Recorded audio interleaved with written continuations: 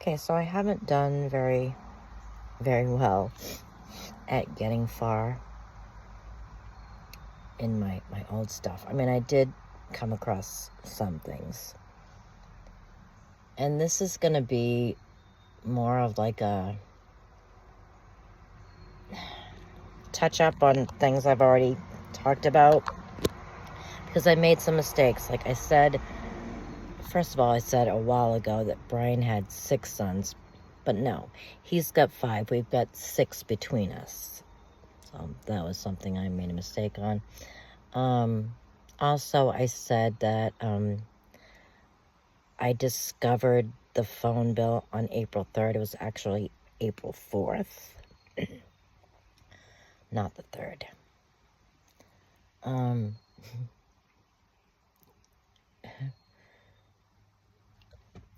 It's just crazy to me when I look, because, you know, like I said, I got every message between them off his phone that I could. And of course, I can check to the phone bill, you know, what's been deleted. So many deleted. But doesn't matter. Doesn't matter, because whatever he deleted, you know, I'm sure it was pretty bad, but it's not necessary, because I've got plenty without the deleted messages. I've got plenty. And, you know I already talked about the night that he was at her house and her daughter was there. And he was there for hours, and then he did a strange thing and came home directly from her house, walked through our door, without a word, took me into the bedroom, bent me over for a minute, and then after that, this is how obvious he was, like, duh. Ray wouldn't shut up about Ray and her daughter, you know. So, not only was it strange to me that he came home all excited after being with 2 other women, but he made it obvious who was on his brain. I mean, you know, like I wouldn't put that together. Like I wouldn't, you know, like I wouldn't recognize. And of course, you know, with her daughter there, which I don't think her daughter knew. I don't know about that, but at least she didn't initially. And I don't think, you know, Brian could, I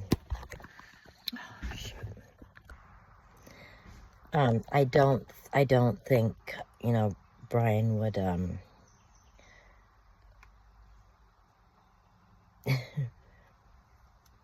have his fun with Ray if her daughter was there, you know. So, and basically, he was cock-blocked by her daughter. And that's why he walked through our door all excited. And that's why, you know, he had to bend me over, not even looking in my face. And that's why, you know, afterwards it was all just about them all night. Like, I was rolling my eyes about it, because, like, oh my God, okay. You know, at that point, that was, I want to say it was early after Mike died, which he died in January. So it was like my first big alarm bell. Big alarm bell that something was weird and strange. And just, you know, it was definitely an alarm bell. So, then, like I said, time goes by. I'm really kind of sick of the race shit and how, he had to be there so often. So that night that he came in at 11:30 p.m. and I was already saying, at Ray's again, how did I know?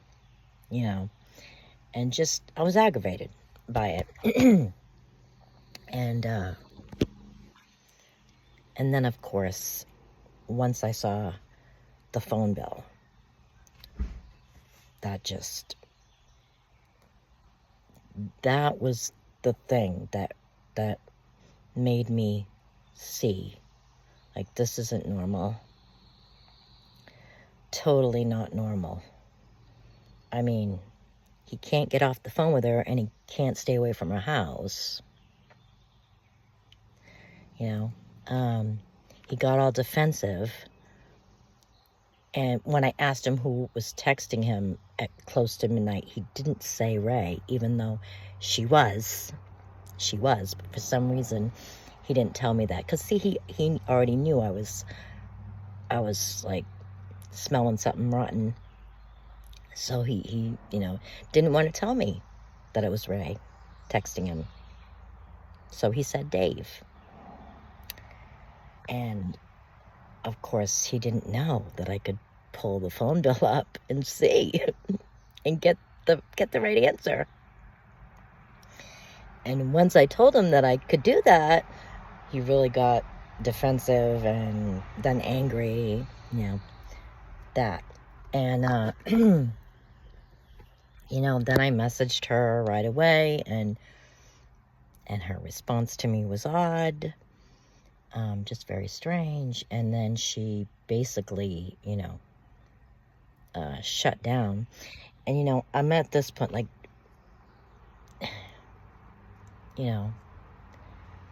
she's ignoring me, right? After I'm asking her what the fuck is going on. And he, of course, says, she just doesn't want the drama, and that's okay. She can be silent. She had no, she didn't have to, answer any of my questions. It didn't matter what I was thinking. I was just a jealous, delusional, crazy person. So it was fine to, just, and it was weird what she sent him too, because after I messaged her, she sent him a message saying, "You should know Marissa has texted me. No big deal." That's what she said. No big deal. And then, like, stay strong, something like that. Okay. So, not only did she not have any questions for me as to why I was thinking what I was thinking, but she didn't feel a need to tell him what my message was about. I think, there really wasn't a need to, was there? They both knew. They knew. Why would you need to say what it was about, right? And be strong? Okay. Anyways, they had ignored me, especially she had ignored me, for how long? Fucking years, 2020 on. It was now 2023. She'd always gotten away with ignoring me. And my husband gave her whatever, she asked for. They didn't, why would they think that would change all of a sudden just because I'm now thinking, their relationship is not what I thought it was. Why would that change anything? No, they just wanted to keep things the same, you're fine to be ignored, Marissa. Just, you know, I want to keep taking care of Ray's needs. And even when you tell me you're not comfortable with me going there anymore, well, you know, I'm just going to ignore you. And I'm going to tell her that I'm going to be there. You know, and he didn't expect me to, like, find that odd that he was saying no to me so he could say yes to her. He didn't think that I'd find that odd. He didn't think that I'd find it odd that she completely shut down and expected things to continue, that she could continue ignoring me and still get my husband there whenever she asked him to be there. You know, he could drive an hour to go rake her yard. She didn't have to find someone closer. And no, she was going to call on my husband to do that. Even though I thought what I thought, and, you know, it just, how it hurt me when he showed me that he would rather